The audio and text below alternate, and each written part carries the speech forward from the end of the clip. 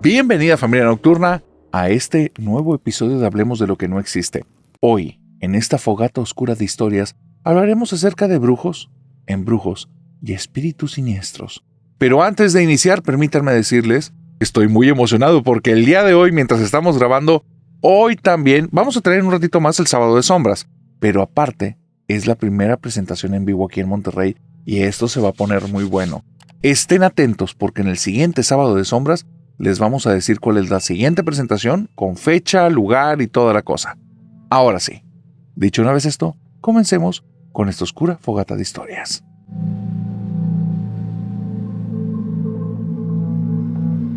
Memo me mandó esta historia, y es una de las historias más raras que me han mandado. Pero aquí hay un tema.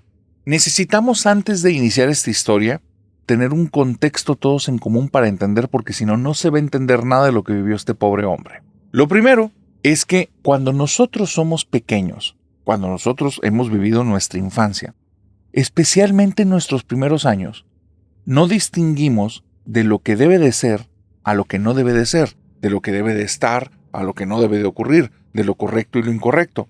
Venimos bastante en blanco y van a ser las personas de nuestro entorno las que nos enseñe eso es peligroso, no debes de hacer aquello, esto no debe estar ocurriendo, pero también en el momento en el que nosotros expresamos alguna experiencia, nuestros papás van a tender a corregirnos o a hacernos más preguntas porque a veces no las van a entender. En la infancia de Memo no había buena comunicación. Papá y mamá eran dos personas que no se sabían comunicar, no permitían que se comunicaran y eran más bien del tipo de personas que solo daban órdenes, instrucciones y regaños. ¿Qué es lo que provocó? Que Memo, aun cuando en ese tiempo tenía alrededor de unos 5 o 7 años, no era nada expresivo, todo se lo guardaba. A su vez, esta situación provocó algo muy extraño, y es que Memo se habituó a cosas que no deberían de estar ocurriendo. Y hasta ahora, 20 años después, ya cuando ve este programa, es cuando le ha caído el 20, cuando ha tomado conciencia, cuando se ha dado cuenta que eso que vivió cuando era pequeño, de normal no tenía nada, y de aterrador lo tenía todo.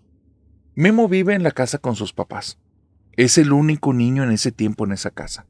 Es una casa muy grande, muy antigua, muy vieja, muy destartalada, muy fea. Esa descripción nos las da Memo ahora que recuerda, pero en ese tiempo su casa era su casa y ya. La casa tenía un pasillo muy grande en la planta alta. Había una zona de un patio central y que después había 2 pasillos pequeños y otro pasillo con el que conectaban, otro pasillo grande. Ese pasillo grande solo tenía ventanas que daban hacia afuera.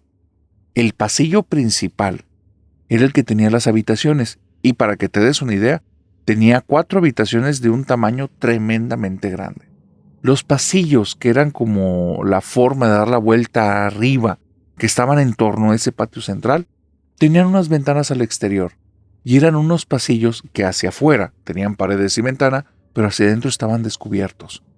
No sé si te puedes dar una idea de esta casa, pero más que una casa de ciudad, parece más una casa de hacienda, porque también la parte del techo solo cubría los pasillos, el patio central en un tragaluz completo, que no tenía nada que lo cubriera de la intemperie. Cuando llovía, la planta baja a veces se inundaba. Cuando estaba lloviendo a cántaros, el pasillo de arriba estaba todo lleno de charcos. Te puedes imaginar más o menos cómo era este lugar. Memo, él vivía ahí solo con sus papás. Su mamá, una mujer de piel blanca, de cabello rubio, de ojos verdes, muy bonita, pero muy agresiva. Una persona que estaba muy enojada. No sé las circunstancias y Memo al día de hoy no tiene buena relación ni con su padre ni con su madre. Entonces no tienen la cercanía de preguntarse cosas. Al día de hoy ellos tienen una personalidad muy parecida a la que tuvieron cuando él era niño y eso hace que él no se siente en la confianza de preguntar, pero él la recuerda exactamente al día de hoy como era antes. Una persona de muy pocas palabras.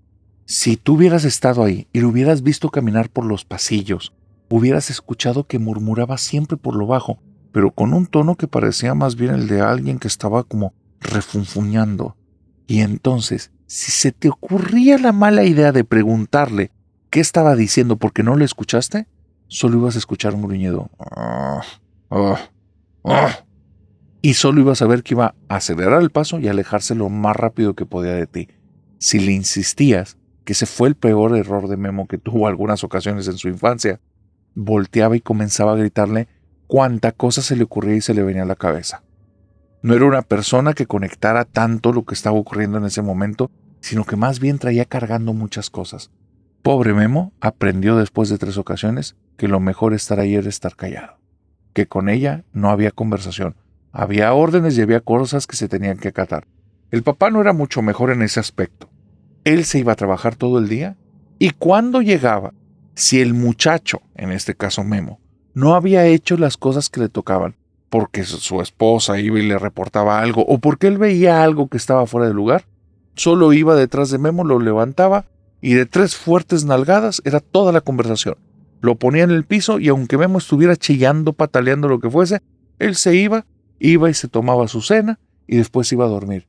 Qué pobrecito que a la hora que el papá se fuera a acostar en la casa, Memo siguiera llorando, porque ahora sí le iban a dar razones. Era una casa, aun cuando, digamos, no se manejaba un tipo de violencia tan explícita, tan destructiva, porque no pasaba nada más de ciertas palabras y un par de nalgadas. Era algo traumático. Memo se volvió prácticamente una persona muda.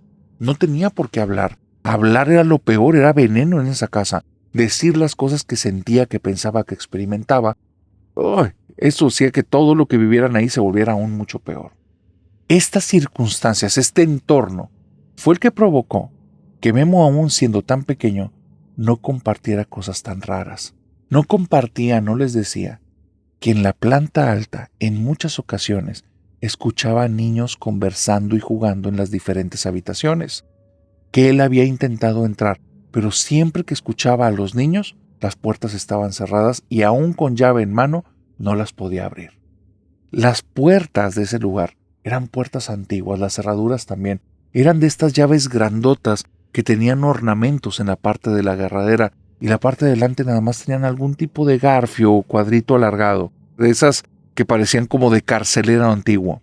Memo sabía dónde estaba el manojo de llaves y en ocasiones lo agarraba porque quería conocer a los niños. Estar en esa casa tanto tiempo solo con papá y mamá que no querían hablar con él era pesado. Entonces intentaba tener pláticas con ellos, intentaba todo. En ocasiones se pegaba a la puerta y por la hendidura de la llave comenzaba a hablarles y decirles que lo dejaran entrar a jugar con ellos. Pero ellos a veces se acercaban a la puerta y como si pudieran tapar con algo, se escuchaba donde las voces se alejaban y por el hueco ya no se lograba ver nada dentro de la habitación. Alguien tapó. Y lamentablemente, junto con todas estas malas costumbres, Memo se fue acostumbrando a que no debía de hablar y a que los niños se alejaban de él. Por eso en la escuela él también era una persona que no tenía relaciones con casi nadie. Era ese chico que se sentaba aparte de todos, que cuando le hablaban, inclusive la forma en la que él intentaba interactuar a veces era agresiva, a veces era de una forma como explosiva, porque sus únicas referencias eran mamá y papá y así actuaban. Era lo único que él sabía hacer. Entonces eso lo único que provocaba, te lo puedes imaginar, era que no quisieran estar cerca del pobre Memo. Memo recuerda con mucho dolor ese tiempo. Por eso no le da tanta importancia a que en ocasiones estar en esa casa era algo horrible.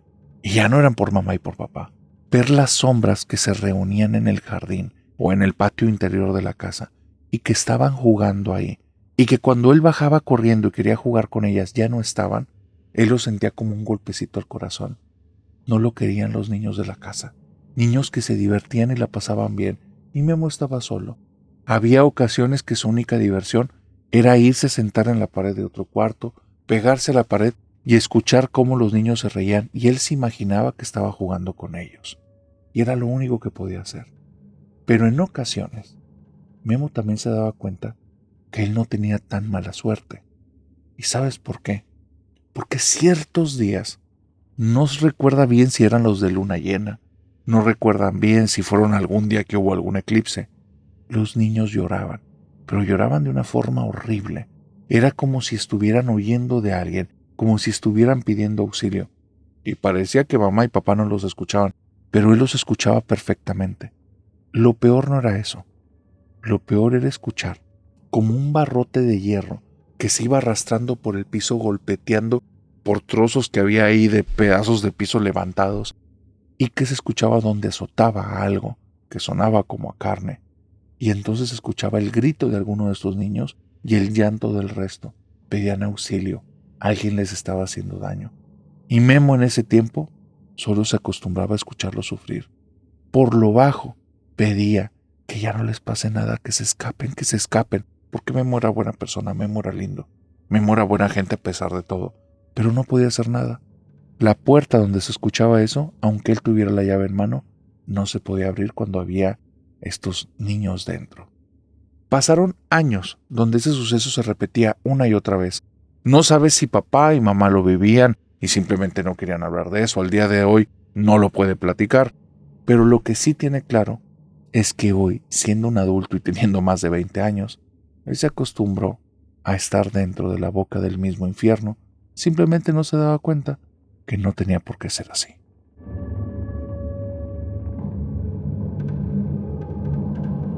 Hace un par de semanas te conté una historia que era extraña, una historia que no me había tocado que me mandaran, y esto es lo que pasa en Hablemos de lo que no existe. Esto es lo que pasa con esta comunidad de la familia nocturna, que muchas gracias. Una vez que les cuento algo, esas personas que han estado guardando alguna anécdota o alguna situación, escuchan algo parecido y dicen, te tengo que contar lo que yo viví porque se parece a eso. Me acaban de mandar esta semana una anécdota que me dejó frío porque es demasiado rara, pero me hace cierto sentido y me gustaría saber al final que te cuente de esta historia, ¿qué opinas tú de este relato? Te conté hace unas semanas de una casa en la que se acostumbraron a ver a una mujer que de repente, frente a estos espejos que le llaman de vanidad, espejos grandes que tienen como un tipo de escritorio, después un banquito, veían que se cepillaba los cabellos, pero que no era ningún miembro de la familia y simplemente desaparecía. ¿Te acuerdas de esa historia? Una miembro de la familia nocturna me dice, narrador, en mi casa vivimos algo parecido pero a la vez no exactamente igual y era horrible y no sabíamos qué hacer porque nosotros vivíamos en las afueras de la ciudad y nunca logramos que nadie nos orientara ni nada, solo tuvimos que tomar como precauciones. Ahí te va. Nosotros vivíamos en una casa que estaba como hecha de madera pero desvencijada. La casa la había construido mi abuelo y mi abuelo ni era carpintero ni era arquitecto. Era un luchador y él lo que nos pudo construir lo hizo y ya. Mi mamá se había embarazado y no tenía pareja. Entonces mi abuelo se hacía cargo de nosotros y pues nosotros vivíamos ahí. Poco a poquito mi abuelo iba consiguiendo materiales y fue expandiendo un poquito la casa. Solo era al inicio una habitación, después le pudo construir un baño con una puertecita, después conectó otra puerta a un par de habitaciones y al final teníamos, no te imagines cuartos grandes porque no eran cuartos grandes, apenas si cabía una cama en algunos, en otros no cabía una cama completa, pero era una casa que estaba como un poquito desvencijada, un poquito maltrecha, pero era nuestra casita. Y ahí, con mamá vivíamos bien, excepto cuando ella nos iba a visitar. No sabemos quién era, no tenemos idea y mi abuelo nunca nos pudo responder si conocía a esa persona o no. Pero había una habitación en la que mamá consiguió un espejo muy bonito y ella era una persona vanidosa, ella se conoce así, y mi mamá le gustaba probarse vestidos ahí y se ponía ella a peinarse, a probarse el vestido de un lado para otro, y para que no te hagas una idea falsa, los vestidos eran de segunda, tercera y cuarta mano, cosas que estaban remendadas, cosas que se habían heredado por ahí y por allá, cosas que le regalaban a mamá cuando iba a pedir dinero. O sea, no era una situación en la que se fuera a probar cosas nuevas. Pero ella era feliz, ella le gustaba eso, era como su momentito. Nosotros aprendimos a dejarla siempre ahí cuando estuviera haciendo eso. Y lo más que interveníamos era asomarnos y decirle, ¡ay, mamá, qué bonita te ves! A veces ni le poníamos atención, narrador. Pero si le viera su carita cuando le decíamos eso, sonreía como si fuera una niña, como si fuera una más de nosotros y nos encantaba. Pero bueno, de repente mamá se dejó de probar vestidos, se dejó de ir a cepillar el cabello. Nosotros éramos muy chiquitos, no nos dábamos cuenta que eso estaba pasando. Lo que nos dábamos cuenta es que ciertos días, mamá muy apresurada, comenzaba a ir con nosotros y nos sacaba de la casa y decía, ahora van a estar jugando conmigo aquí afuera. Y no se le ocurría ni siquiera un juego, no teníamos juguetes, narrador. Entonces nos ponía a correr y que persíganse el uno al otro, y ahora que tú la traes y vamos a juntar piedritas y puras cosas que se le ocurrían a mamá, y la verdad era muy divertido. Jugar con ella estaba muy padre, nos gustaba. Bueno, pasaron muchos años que pasaba esto. Ya sabíamos que si mamá venía corriendo de la habitación donde estaba el espejo, nos iba a sacar de la casa y nos íbamos a poner a jugar. Cuando cumplí 18 años, es cuando se me prendió el foco. ¿Por qué hacía mamá eso con nosotros cuando éramos niños? ¿Por qué nos sacaba corriendo de la casa? Y le pregunté. Y narrador, me dejó fría. Al principio no le creí nada. Pero una y otra vez nos repitió la misma historia. Después mi abuelo nos la repitió. Y ahora sí creo que sea verdad después de escuchar tu programa. Mi mamá cuenta. Te vuelvo a decir, esto se lo pregunté yo cuando yo era mayor de edad. Yo ya ni siquiera vivía con ella, ya me había ido a vivir en 2 ocasiones con diferentes novios. Entiéndeme también que no está hablando con una niña, porque lo que me dijo fue algo fuerte. Me dice que en algunas ocasiones, cuando ella iba a probarse un vestido, o a peinarse, o a pasar un ratito como que viéndose, porque era vanidosa y le gustaba, que llegaba y el cuarto ya estaba ocupado. Así me lo quiso poner. Entonces yo le dije, mamá, ¿cómo que el cuarto estaba ocupado? Si nada más estábamos ahí yo y mi hermano, y si siempre que llegabas ahí nos íbamos, no era como que te molestáramos. Y me dice, no, es que estaba la otra, y a la otra no le gustaba que yo estuviera ahí. Mamá, ¿me puedes dar más datos? ¿Quién es la otra? ¿De qué estás hablando? Y me cuenta que era una mujer esbelta, con un cuerpo muy torneado, como si fuera una persona que le dedica demasiado tiempo al ejercicio, bellísima, pero tenía un par de detalles. El primero es que su cabello era totalmente blanco y sus ojos también, y era algo espeluznante, porque no era que los tuviera borrados por alguna enfermedad. Por medio del espejo le dirigía la mirada directamente a mamá. Y te lo digo por medio del espejo, porque la mujer no estaba en la habitación, estaba en el espejo. En ese espejo en el que estaba esa mujer, le dirigía la mirada a mamá, y era cuando mamá percataba otra cosa. La mujer no llevaba una sola prenda encima. Prenda me refiero a tela, porque todo el cuerpo lo traía cubierto de joyas. Colgantes largos, brazaletes, pulseras, anillos, cosas que iban a la cintura, faldas que parecían como pequeñas tiras de oro y de plata, cosas que al final hacían que no estuviera por completo desprotegida ante la naturaleza o ante la vista de mi madre, pero no llevaba una sola tela encima, solo joyas. Y eran joyas que se veían caras, joyas que se veían interesantes. Y mi mamá decía que cuando estaba esa mujer ahí, la veía con unos ojos de tanto coraje y con una mirada como tan cargada de odio que a mi mamá le daba mucho miedo por nosotros y se venía corriendo a buscarnos y nos sacaba. Nunca entendió cómo la mujer entraba o por qué aparecía ahí o de dónde vino. Tampoco nunca supo de dónde consiguió el abuelo el espejo, pero lo que sí sabe es que simplemente se volvió una costumbre que si la otra estaba en la casa, nosotros nos teníamos que ir. Y le pregunté, ¿pero por qué, mamá? O sea, ¿por qué no era una alucinación tuya? ¿Por qué no simplemente quedarnos y ya?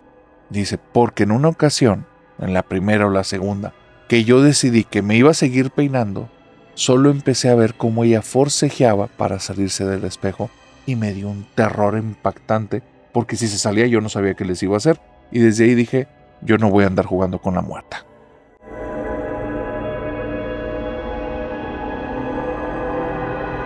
Para que entiendas la siguiente historia, necesitas conocer y entender a Ignacio. Ignacio, para ahora, el día de hoy que nos está contando la historia, tiene alrededor de 30-32 años, pero esto le pasó más o menos cuando él tenía entre 23 y 25.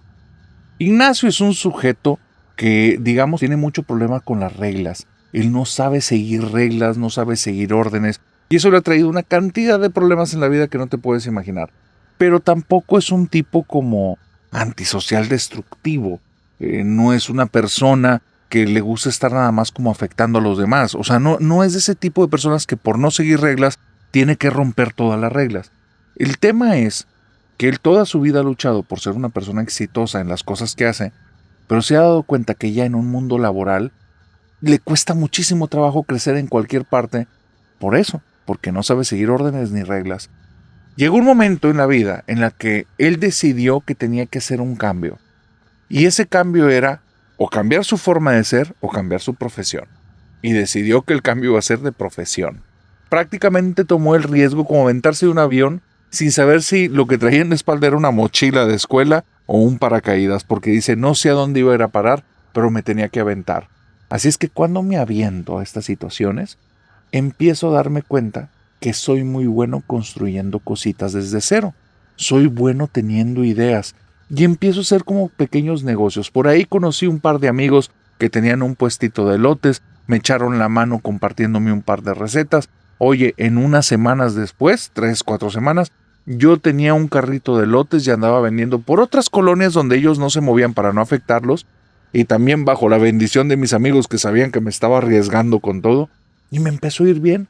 De repente ya traía 3 carritos de elotes.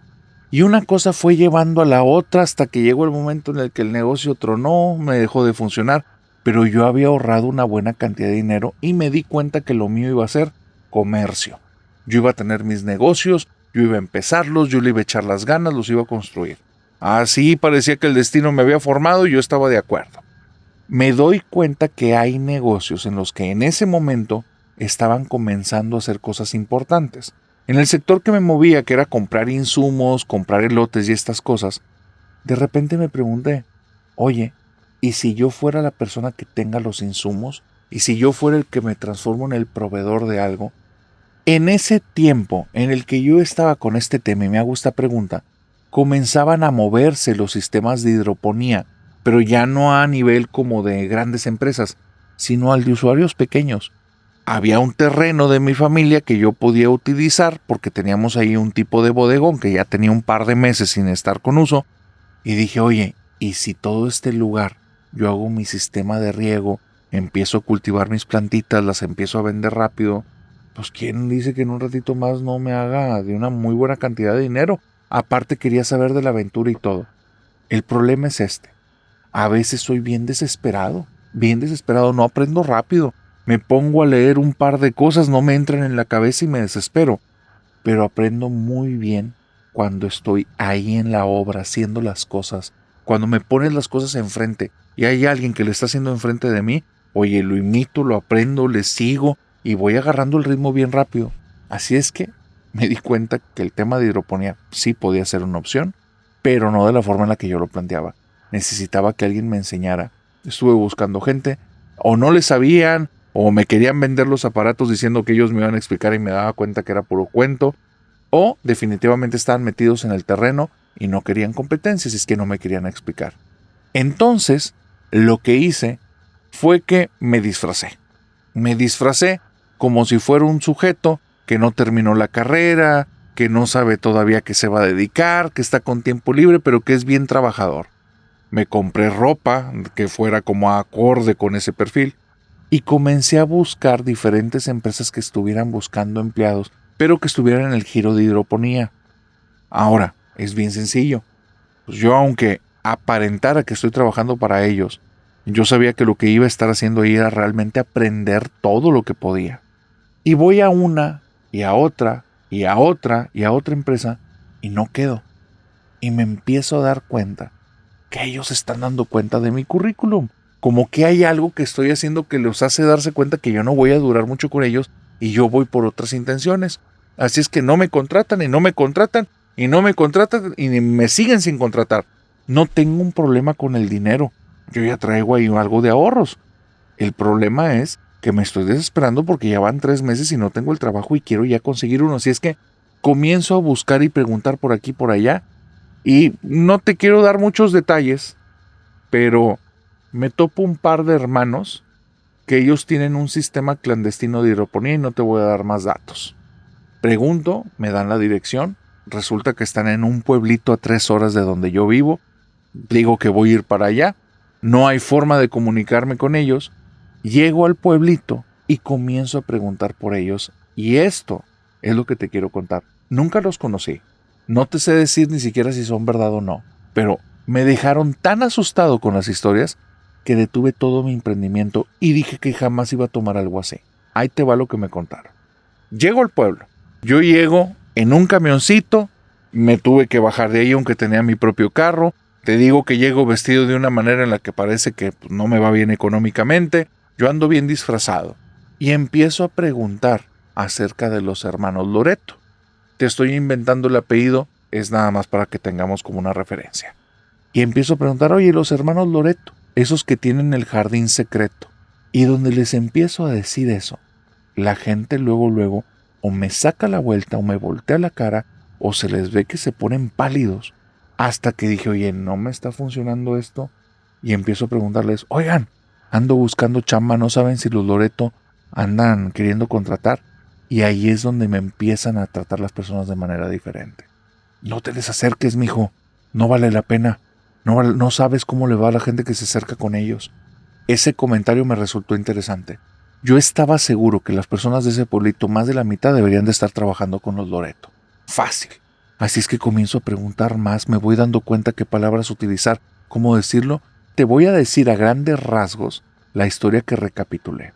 Estos hermanos Loreto resulta que son todos unos personajes, pero son unos personajes inclusive desde antes de dedicarse a este tema del jardín secreto, que creo que queda obvio de qué se trata.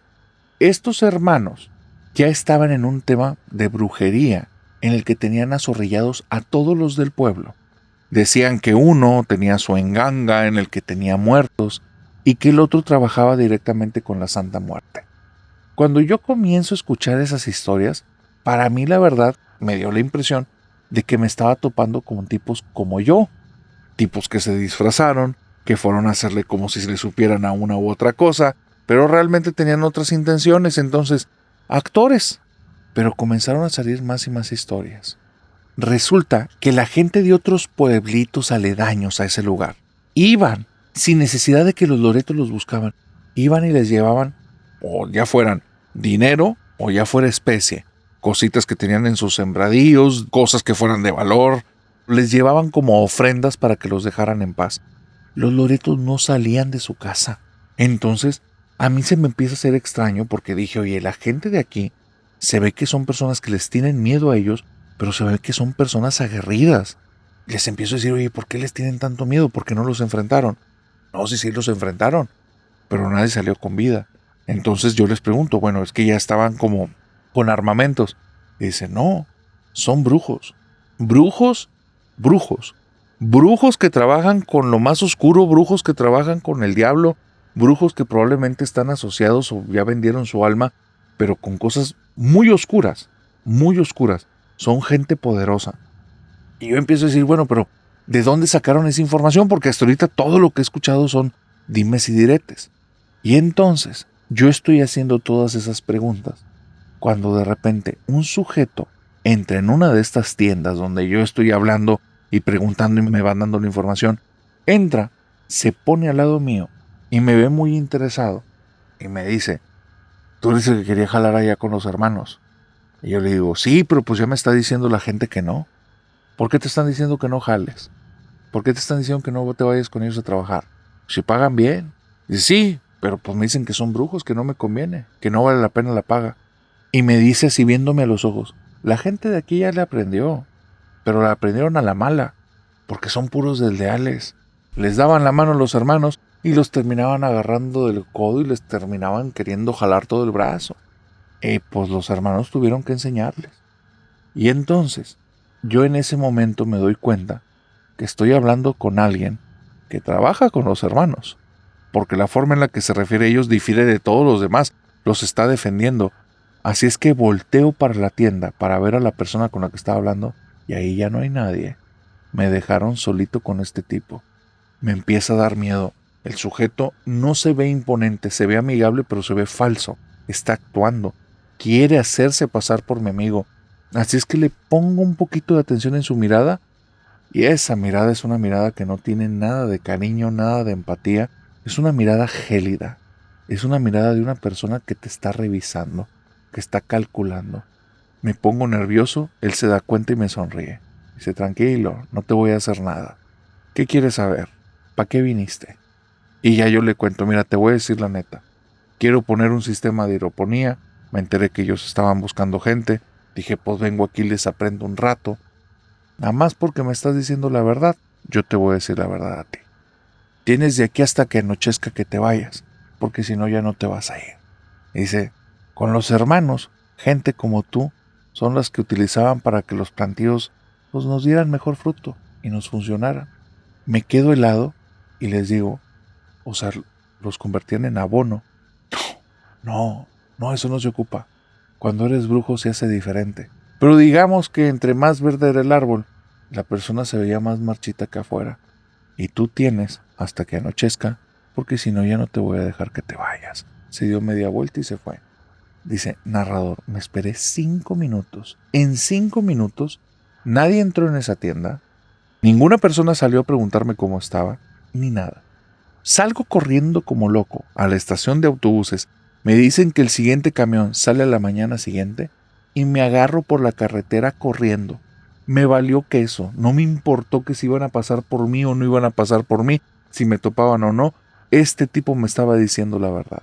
Yo regreso a la ciudad, comienzo a preguntar por los hermanos Loreto y una persona a las 2 semanas se me acerca y dice, te dieron chanza, no andes jugando con tu suerte. Y no ocupé ni una cosita más.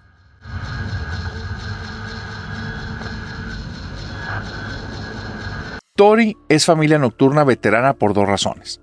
Veterana porque me dice, narrador, a mí nadie me cuenta cómo es la vida, yo la tengo bien vivida, ya tengo mis buenos 55 años al día de hoy.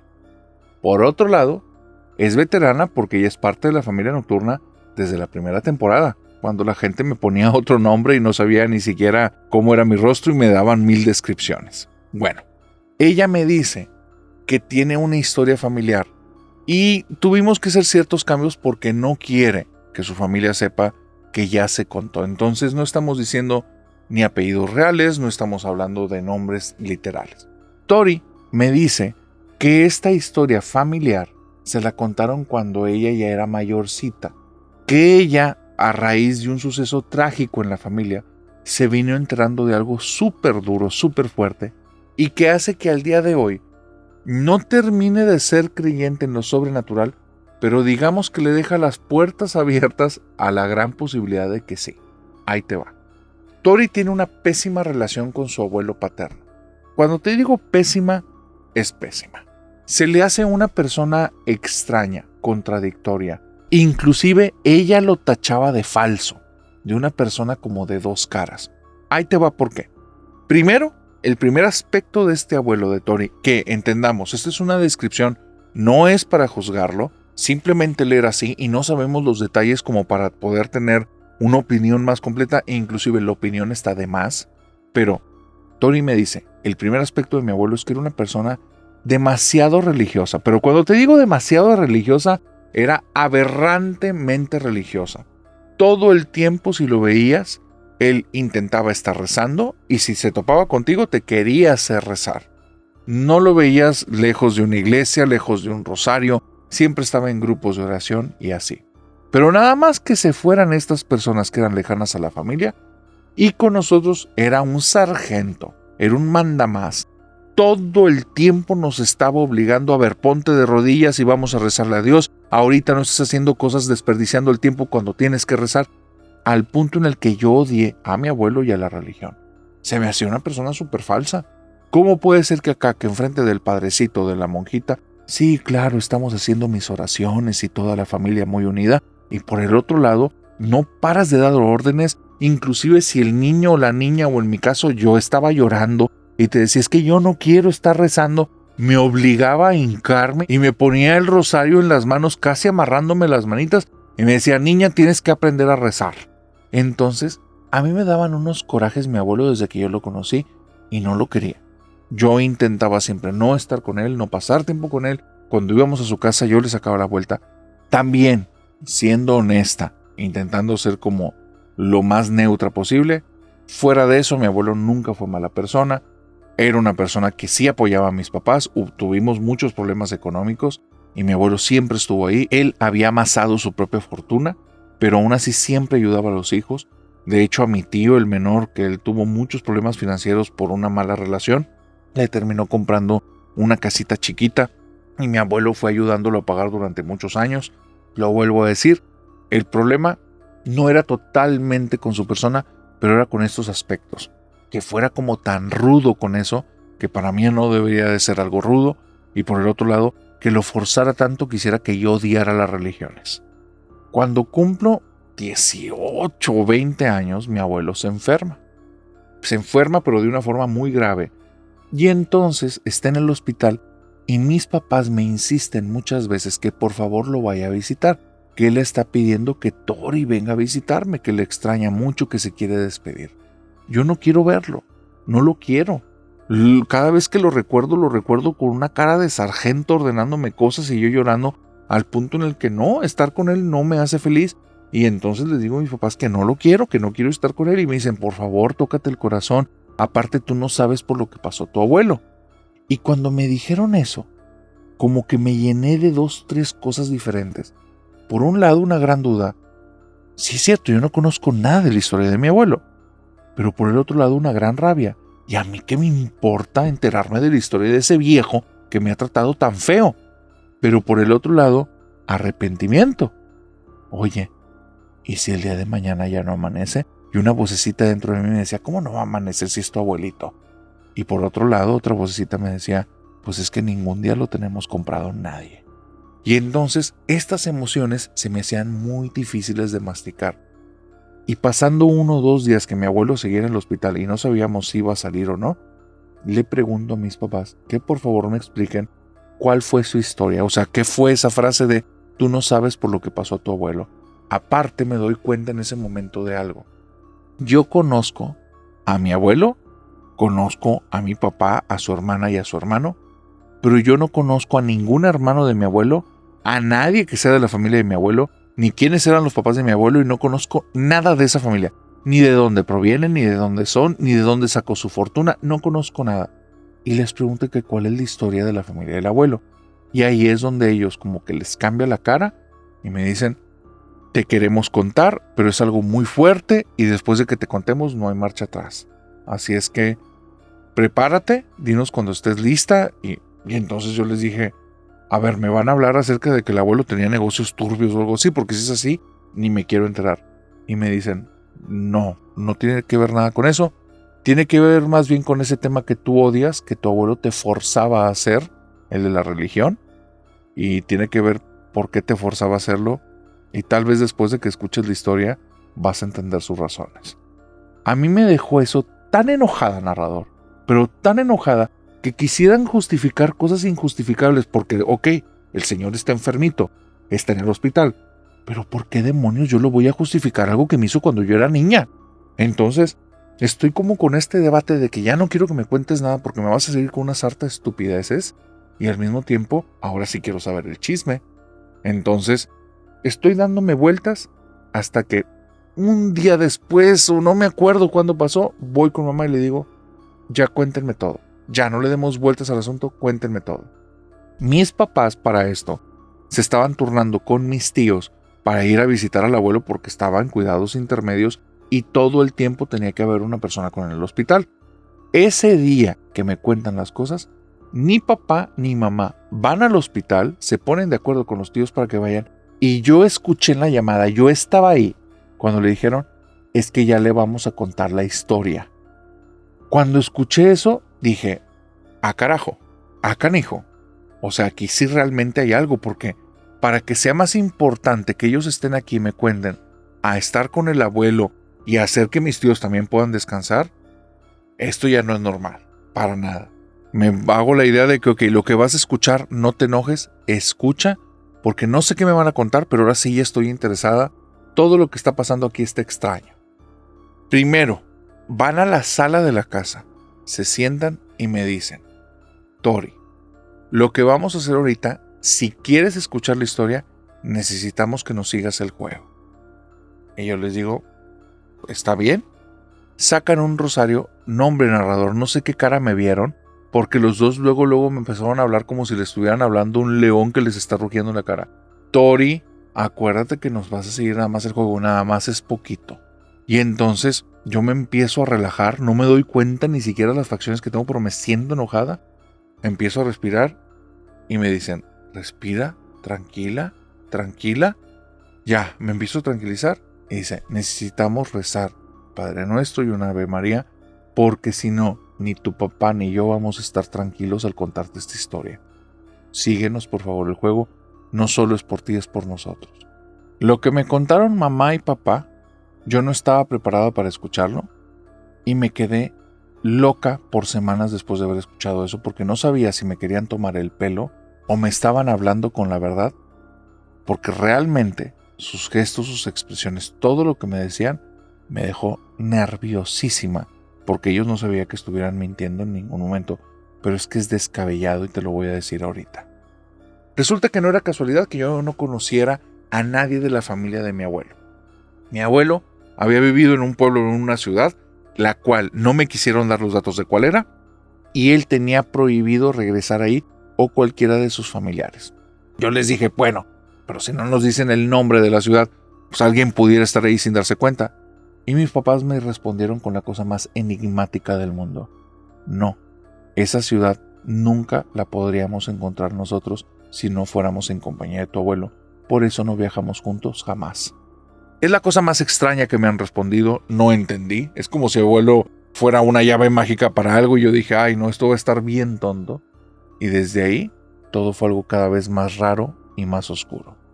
Resulta que en esa ciudad en la que estuvo viviendo mi abuelo, o en ese pueblito, era un lugar mediano o medianamente pequeño porque la gente se conocía, pero sí tenían un alcalde, el alcalde vivía ahí y era cercano con la gente y la gente le tenía cariño.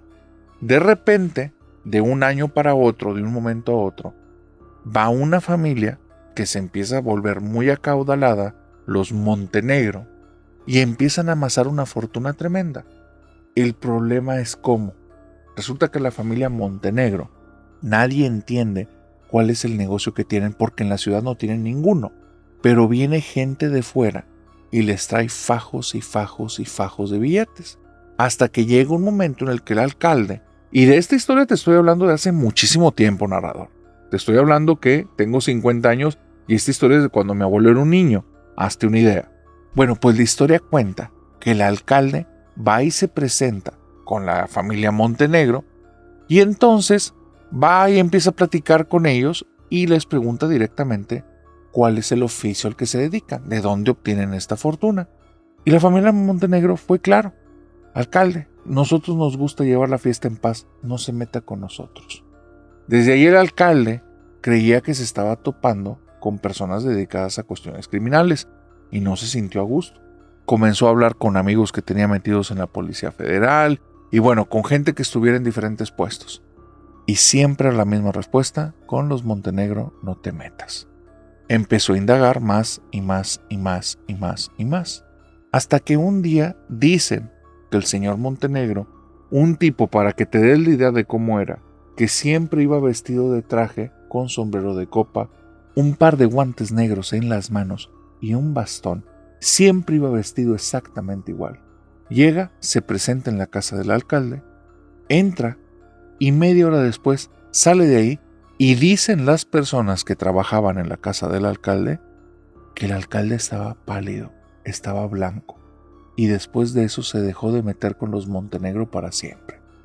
Todo aquí, hasta este momento, me da la impresión que pues mi abuelo no tiene nada que ver con esto. Me están hablando de un matón, de un sujeto que fue y se impuso ahí en una ciudad chiquita donde probablemente tenían 1 o 2 policías de guardia y pues este sujeto debe haber tenido unas 5 personas y como que un pleito de barrio, ¿no? Una situación así.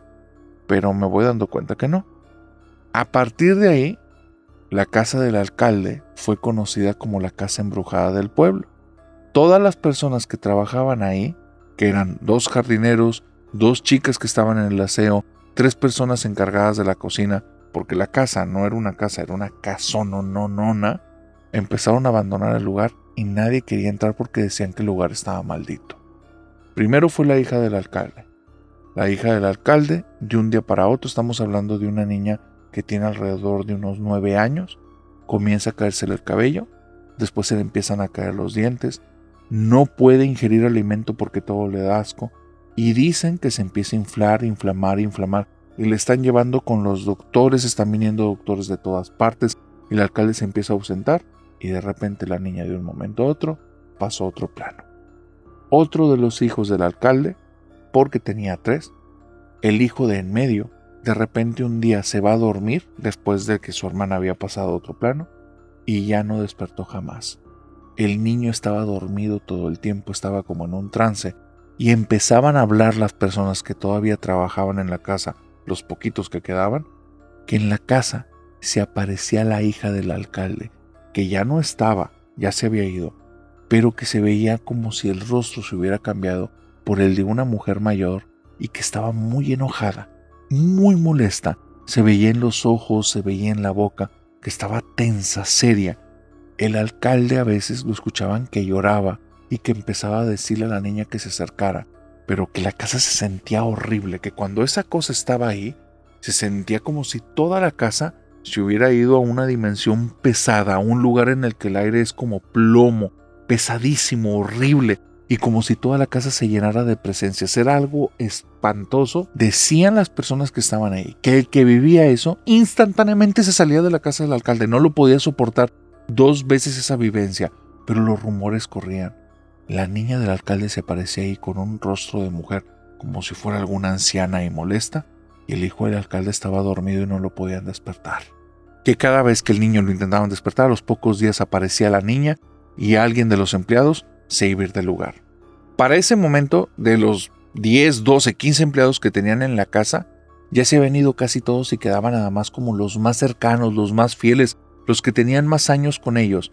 Un par, tal vez unos 5 o 4, pero ya no era el séquito de personas que trabajaban ahí.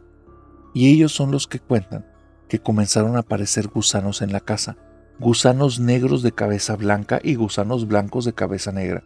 Les decían que eran gusanos panteoneros. Todo el jardín y el patio, si escarbabas un pedacito, apenas 1 centímetro, la pala se te llenaba de gusanos. Y esos gusanos no estaban nada más afuera, estaban adentro. Debajo de cualquier pedacito de madera que tú removieras, te salían pero a borbotones, cantidades asquerosas, montones y montones y montones de gusanos. La familia del alcalde tenía ropas guardadas como en ciertas bolsas de plástico y tenían como unas bolitas blancas que servían como para absorber la humedad. No recuerdo el nombre, no sé si era nafta o alcanfor. Y entonces esa ropa, esos vestidos, esos trajes, todos los bolsillos estaban repletos de gusanos. El alcalde se estaba volviendo loco, la gente lo veía deteriorado por todas partes, lo veía deshecho. En ocasiones lo veían como murmurando, como si no estuviera ya ahí, su cabeza estaba ya quebrándose. Y dicen que simplemente un día fue a hablar con el señor Montenegro y ni siquiera lo quiso recibir. Se seguía deteriorando. Y es entonces cuando me cuentan una historia que creo que al día de hoy ya entiendo lo que pasó. Por otra parte, me platican que los Montenegro tenían hijos. En ese pueblito era un pueblo pequeño, no había muchas escuelas, todos los niños asistían a la misma primaria y secundaria. Y en la primaria, ahí asistían el menor de los Montenegro y también asistía mi abuelo. Un día, el menor de los Montenegro, en medio de una clase, fue alcanzado por mi abuelo, que mi abuelo fue, lo sujetó de la camisa, le metió 2 cachetadas de un golpe al estómago y le dijo: dile a tus papás que nos dejen en paz o yo no te voy a dejar en paz a ti. Lo soltó, lo dejó golpeado ahí, el muchacho empezó a llorar y se fue del salón. Todos los que estaban en el salón le aplaudieron a mi abuelo. El muchacho de los Montenegro no era ningún abusivo ni ningún bravucón, al contrario, era un muchacho muy calladito, que el rostro, no quiero decir cosas que se entiendan mal, pero no lo tenía normal. No era un rostro habitual, era un rostro diferente, y eso hacía que él fuera como muy nervioso, no se supiera desenvolver, pero la gente le tenía miedo ya a su familia, así es que no le hacía nada. Cuando mi abuelo fue y le hizo eso, todos los de ahí sintieron como de alguna forma que se estaba haciendo justicia, aunque él no había hecho nada. El muchacho no era malo, el muchacho no se metía con nadie. Bueno, el muchachito, el hijo de los Montenegro, deja de ir a clases por 1 semana. Y de repente un día estando allí en clases, mi abuelo está normal, la maestra está dando su clase, todos los muchachos están prestando atención, cuando en los pasillos se empieza a escuchar un sonido que va aumentando cada vez más. Como un sonido de sorpresa, como personas que están perdiendo el aliento, como personas que están expresando con un sonido la frase que dice: no puedo creer que esté pasando esto. El salón entra en un silencio gélido. El pasillo se queda congelado. Se dejan de escuchar los sonidos. Ahora todo es un silencio absoluto. El salón está en la expectativa. Mi abuelo voltea también a la entrada y lo único que escucha por el pasillo ahora es un sonido de pasos repetitivo, pero es extraño porque son 3 golpes. Es como si fuera paso, paso y un golpe de una madera. Paso, paso y un golpe de una madera. Es un sonido tan repetitivo que hace que todos entren como en algún tipo de sopor o trance. Están viendo hacia la puerta cuando ven que la puerta se abre y sin que nadie esté alrededor de él, el señor Montenegro con su traje negro, con su sombrero de copa, con sus guantes negros y su bastón, entra en el salón. La maestra voltea la cabeza para no dirigirle la mirada. Todos los niños están buscando ver al piso. Este sujeto va caminando al banco de la maestra, a su pupitre, toma el bastón, lo sostiene con el antebrazo, se quita los guantes de cada una de sus manos, los deja sobre la mesa de la maestra, se quita el sombrero, lo pone sobre la maestra y ahora todos pueden ver algo que nadie había visto. La cabeza del señor Montenegro, muy extraña, tiene el cabello largo, pero solo como en la coronilla, como si se hubiera hecho algún tipo de peinado de fraile, como si toda la parte de arriba se hubiera rapado y quitado hasta el último de los cabellos. Y la coronilla todo alrededor tiene cabello negro muy largo. Y este sujeto nada más voltea, se le queda viendo a mi abuelo y camina directamente hacia él. Va caminando con un sonido repetitivo, el bastón golpea el piso y lo sigue un paso y después el otro. El bastón golpea el piso, el paso y otro.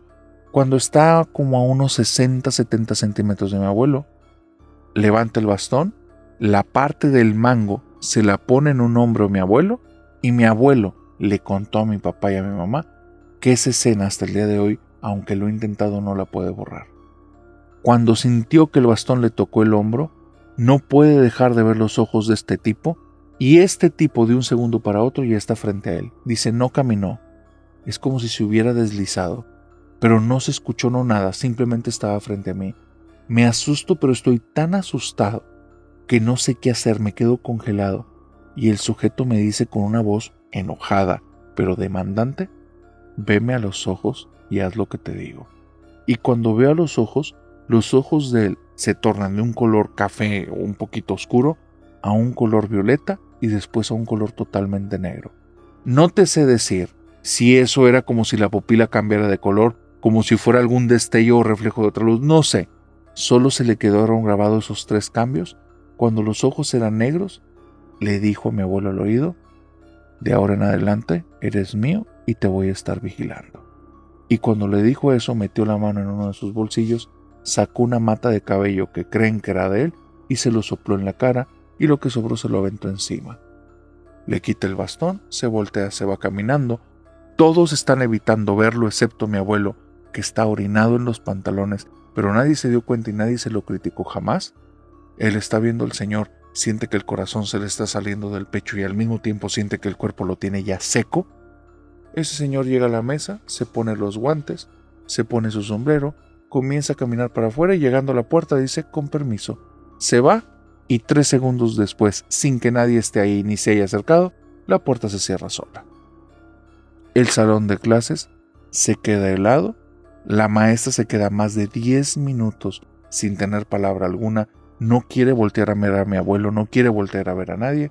Y a partir de ese instante, la vida de mi abuelo estaba arruinada. Él empieza a tener como cosas muy extrañas en su casa.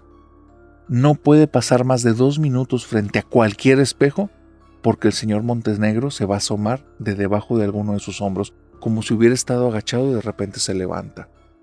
Si se le ocurre dejar cerrada la puerta de su habitación en la madrugada, el señor Montenegro no le dio permiso de eso y le va a estar tocando con el bastón toda la noche hasta que le abra.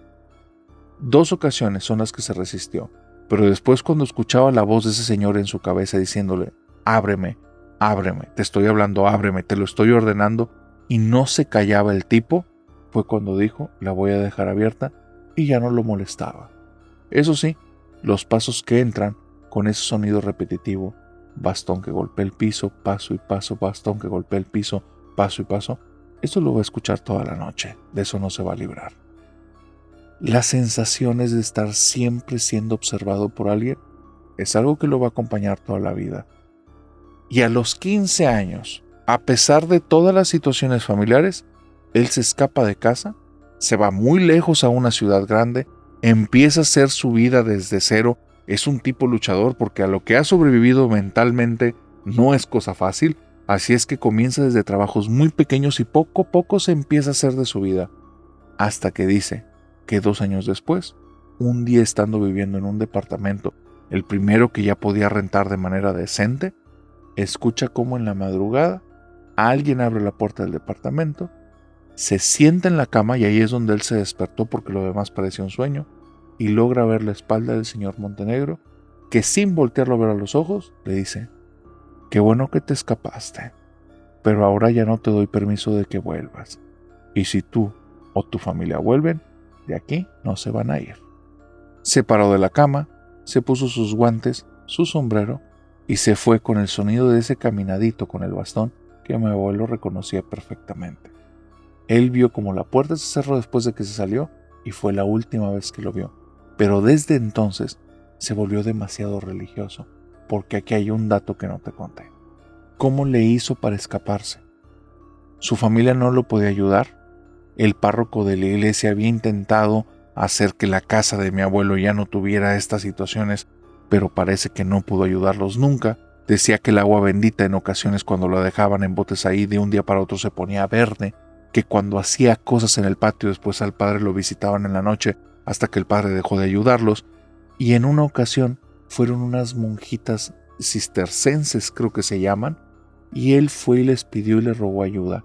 Se lo llevan a vivir al convento con ellas, le tienen una habitación aparte, están llevando en oraciones continuamente como intenciones para que lo liberen, y él dice que ahí es el único momento, hasta antes de sus 15 años, que sintió tranquilidad y libertad, pero que veía la sombra del señor Montenegro en el convento.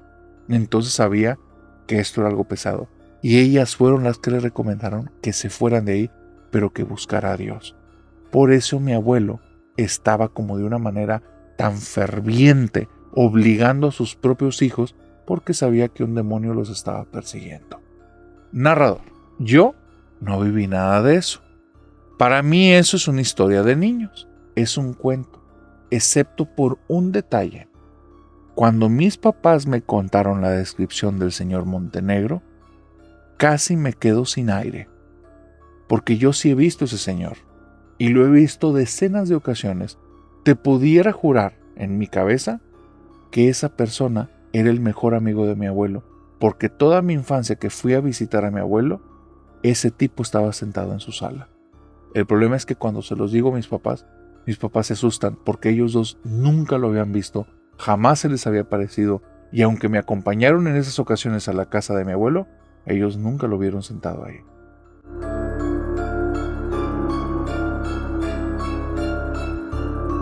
Y con esta historia, querida familia nocturna, hemos llegado al final de esta oscura fogata de historias. Así es que cuéntame por favor en los comentarios cuál fue la historia que más te gustó y por qué. Y recuerda, si llegaste hasta aquí, suscríbete y dale a la campanita, porque familia nocturna, vamos por el 2026 y les tengo una noticia. Para este momento, para el día de hoy, somos el segundo y el tercer lugar en Argentina, en México, en Chile y el sexto lugar en el top de Spotify en Colombia. Así es que, familia nocturna, gracias, porque esa suscripción, esos darnos 5 estrellas en esta plataforma verde, nos está ayudando de una manera tremenda, porque vamos con todo por el 2026. Así es que una vez dicho esto, les deseo bonita semana, suscríbanse, síganos y allá, síganos y denos las 5 estrellas, pero mientras tanto, en lo que llegamos al jueves, que tengan dulces pesadillas.